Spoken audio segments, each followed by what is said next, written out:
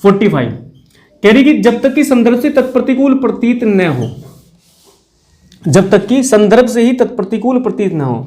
देखिए, the word life denote the life of a human beings unless the contrary appear from the context. मतलब आप और हम context में बात करते हैं, संदर्भ में बात करते हैं। मैं इंडियन पिनल कोड पढ़ा रहा, आप लोग इंडियन पिनल कोड पढ़ रहे हैं, राइट, कोई प्रॉब्लम वाली बात है नहीं। लेकिन आप कॉन्टेक्स्ट से हटके कैसे बात करोगे, संदर्भ से अन्यथा बात कैसे करोगे आप। मैं तो इंडियन पिनल कोड पढ़ा रहा आपको, और आप कह रहे कि साहब आज तो रास्ते में मैंने ऐसे ऐसे 2 सांड को लड़ते हुए देखा, तो आपने कॉन्टेक्स्ट से हटके बात की ना, बात समझे ना। तो सेक्शन क्या कह रही, सेक्शन कह रही जब तक कि कॉन्टेक्स्ट से ही कॉन्ट्रेरी अपीयर न हो, जब तक कि संदर्भ से ही प्रतिकूल तत्प्रतिकूल उल्टा प्रतीत न हो, कुछ और न लगे, तब तक जीवन शब्द जहां भी आएगा आपको जीवन का अर्थ लगाना मानव जीवन से, समझ गए ना। और यदि इंडियन पिनल कोड ये कह दे कि यहां जीवन का अर्थ किसी जीव जंतु के जीवन से है, तो फिर उसमें वो जीव जंतु भी इंक्लूड हो जाएगा। जहां भी इंडियन पिनल कोड में आपको ये जीवन शब्द मिलेगा, आपको क्या केवल जीवन शब्द अगर मिल जाए, अगर केवल जीवन शब्द मिल जाए तो मानव जीवन लगाना उसका अर्थ आपको। जैसे 269 एक बार देख लेते हैं, 269 खोल लीजिए जरा।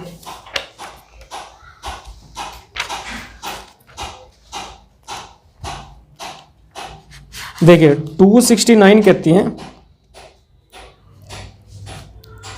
उपेक्षापूर्ण कार्य जिससे जीवन के लिए संकटपूर्ण रोग का संक्रमण फैलना संभाव्य है। Negligent act likely to spread infection of disease dangerous to life. Life की बात की ना, है ना। और किसकी लाइफ के बारे में बात कर रहे हैं, आगे देखिए सेक्शन क्या कह रही। सेक्शन कह रही हुजेवर अनलॉफुली और नेग्लिजेंसली does any act which is and which he knows or has reason to believe to be likely to spread the infection of any disease dangerous to life shall be punished with the imprisonment of either description for a terms which may extend to 6 months or with fine or with both। मतलब यहाँ जीवन शब्द आया ना 269 में कि मानव जीवन तो नहीं लिखा हुआ, किसी जानवर के जीवन तो नहीं लिखा हुआ, केवल जीवन शब्द आया, लाइफ शब्द आया। लाइफ का क्या अर्थ लगाएंगे आप वहां पर, मानव जीवन। इसका मतलब अगर कोई ऐसा नेग्लिजेंटली एक्ट करते हो जो जानवरों के जीवन के लिए हानिकारक हो, इन्फेक्शन उनको पहुंचाता हो वो, तो फिर उनको सजा नहीं मिल सकती। लेकिन अगर ऐसा कार्य करेंगे जो मानव जीवन के लिए संकटपूर्ण हो, है ना, तो फिर वो 269 में कवर हो जाएगा। क्लियर है बात। लेकिन 426-27 के आसपास आ जाइए आप, एक सेक्शन और काम की है।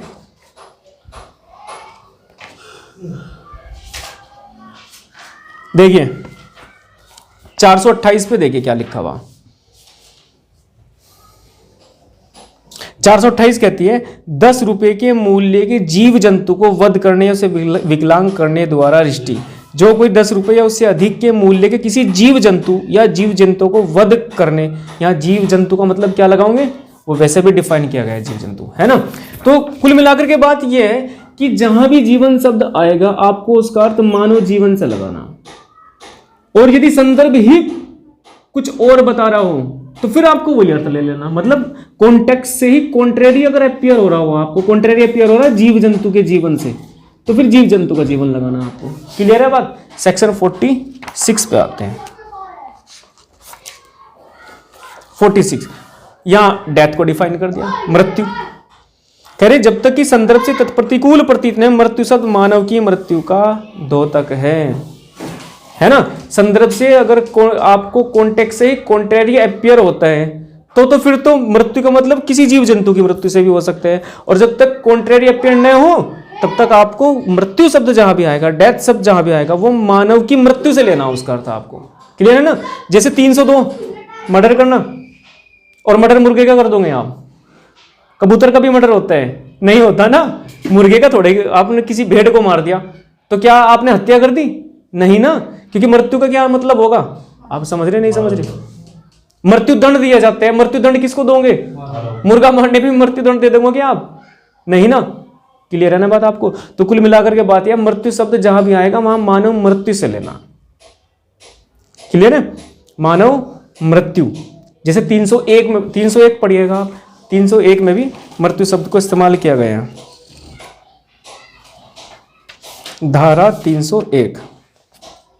देखिए क्या करे, जिस व्यक्ति की मृत्यु कारित करने का आशय था उससे भिन्न व्यक्ति की मृत्यु आपराधिक मानव वध है। या मृत्यु का क्या मतलब होगा, मानव की मृत्यु। और मृत्यु दंड में भी मृत्यु शब्द आया है, उसका क्या अर्थ लगाओगे आप, किसको मृत्यु दंड देना चाहते हो, मानव को, समझ गए ना। और यदि कॉन्टेक्स्ट से ही कॉन्ट्रेरी अपीयर होते हैं तो फिर मृत्यु का अर्थ आप किसी जीव जंतु के भी मृत्यु से ले सकते हैं। क्लियर है बात, बस छोटी सी बात है। फिर है आपका सेक्शन 47 जीव जंतु, एनिमल्स। कह रहे the word animal denote any living creature other than a human being. जो ह्यूमन बीइंग नहीं है उसको छोड़ करके जो भी लिविंग क्रिएचर है, हाँ बिल्कुल, वो जीव जंतु में आ जाएगा। गाय, भैंस, बकरी, भेड़, मुर्गा, बैल, सांड, बिजार, ये सब क्या आ जाएंगे, ये जो ह्यूमन से अलग लिविंग क्रिएचर है। लिविंग क्रिएचर होने चाहिए, लेकिन अगर पुतला है किसी चीज का तो किसी जानवर का वो भी आएगा इसमें नहीं, क्योंकि वो लिविंग क्रिएचर नहीं है। क्लियर है बात। नेक्स्ट चलते हैं जलयान 48, ये भी प्रीलिम्स के सेक्शन है। कह रहे जलयान शब्द किसी चीज का द्योतक है जो मानवों के या संपत्ति के जल द्वारा परिवहन के लिए बनाई गई हो। तो सबसे पहली बात तो है हम जलयान को क्यों पढ़ना चाह रहे हैं, इसका ऑब्जेक्ट क्या है सेक्शन को पढ़ने का, सेक्शन 48 का। जलयान वेसल्स, तो जब आप क्रिमिनल ट्रेस पास पढ़ोगे तो आप हाउस ट्रेस पास भी पढ़ेंगे, समझ गए ना। हाउस ब्रेकिंग भी पढ़ेंगे आप। और हाउस ब्रेकिंग में हाउस में किन किन चीजों को इंक्लूड किया गया तो वहां ऑलरेडी लिख दिया गया कि उसमें जलयान भी आते हैं।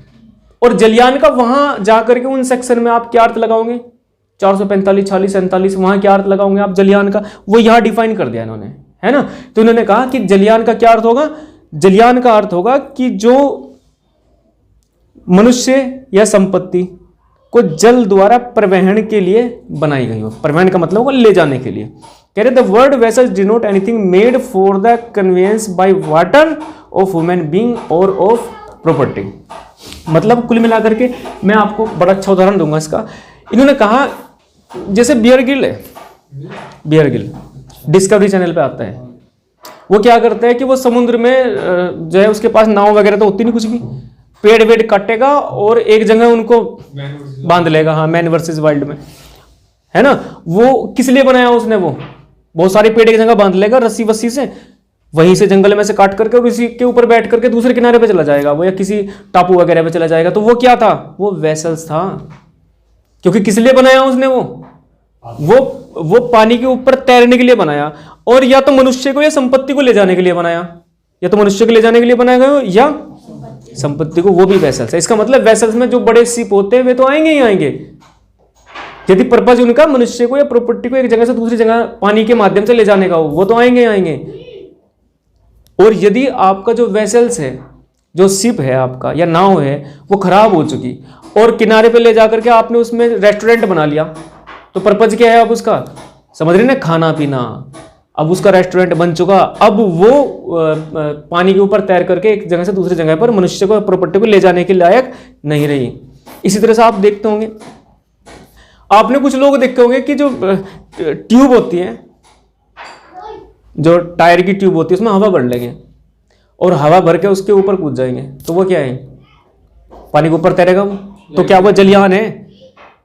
नहीं। क्यों? सेक्शन देखिए क्या कह रही, सेक्शन कह रही जलयान शब्द किसी चीज का होता है जो मानव या संपत्ति को के जल द्वारा परिवहन के लिए बनाई गई हो। क्या वो कन्वेंस के लिए बनाई थी, कन्वे करने के लिए बनाई थी? वो तो टायर की ट्यूब थी, टायर के लिए बनाई थी, ना कि इंसान को या प्रॉपर्टी को पानी के माध्यम से एक स्थान से दूसरे स्थान पर ले जाने के लिए। लेकिन जस्ट अपोजिट दूसरी बात पर आ जाते हैं, वही रबड़ की ट्यूब जब आप वहां जाते हो घूमने के लिए, क्या है ऋषिकेश, तो बड़ी बड़ी ट्यूब होती है, उनमें हवा भर लेते हैं वे, नाव की शेप की होती है, तो वो क्या है, वो मानव को एक जगह से दूसरी जगह पर पानी के माध्यम से ले जाने के लिए ही बनाई गई, तो वो क्या हो जाएगा, वो वेसल्स है, जलयान है। क्लियर है? 49 में आपका वर्ष और मास, वर्ष और मास कह रहे जहां कहीं वर्ष शब्द या मास शब्द का प्रयोग किया गया है वहां यह समझा जाएगा कि वर्ष या मास की गणना ब्रिटिश कैलेंडर के अनुसार की जानी है।